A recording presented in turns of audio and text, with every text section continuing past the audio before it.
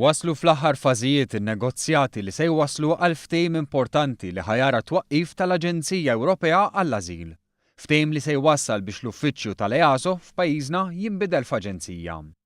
Il-kap tal-komunikazzjoni tal-EASO, Jean-Pierre Schembri, qal li dan se jwassal biex l-Aġenzija iżżid l-impjegati tagħha bi 300 biex eventwalment l-EASO f'Malta se tħaddem mal-500 persuna.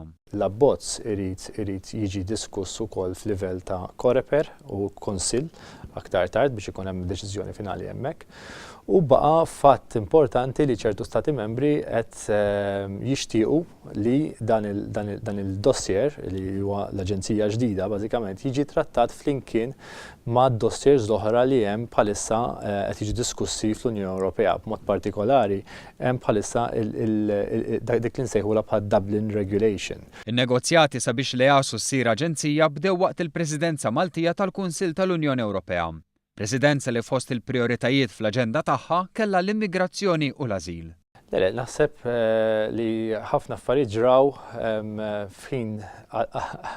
fil-ħin adatt li jsiru. Naħseb il-Presidenza Maltija ħadmet fuq dan id-dossier b'mod partikolari, naħseb anki fil-fatt li l-EASO qiegħed Malta għenet għal dal-proċess. Iżda sfortunatament baqa' ftit naħħar naqra biex issa nistgħu ngħidu li f'Malta għandna jkollna aġenzija waħda mill-aġenziji kbar tal-Unjoni Ewropea. Il-kap tal-komunikazzjoni tal-EASO tkellem dwar il-poteri li se jkollha din l-aġenzija. Fost l-oħrajn se tagħmel monitoraġġ fuq is-sistema tal-ażil tal-istati membri tal-Unjoni Ewropea.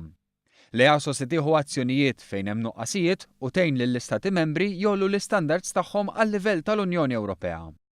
L-EASO ħajkollha pool ta' nies fil-fatt 500 ruħ oħra barra l-500 li ħajkunu Malta ħajkollna pool ta' 500 oħra fejn dawn jistgħu jiġu deployed fi ftit ħin biex jgħinu f'każ ta' emerġenza f'każ li jkun hemm bżonn li jkun hemm stat membru partikolari li jkollu bżonn għajnuna min-naħa tagħna. Bl-akbar Aġenzija Ewropea topera minn Malta, l-Unjoni Ewropea se jkollha żżid il-baġġett tagħha għal din l-aġenzija minn 70 miljun euro għal 100 miljun euro.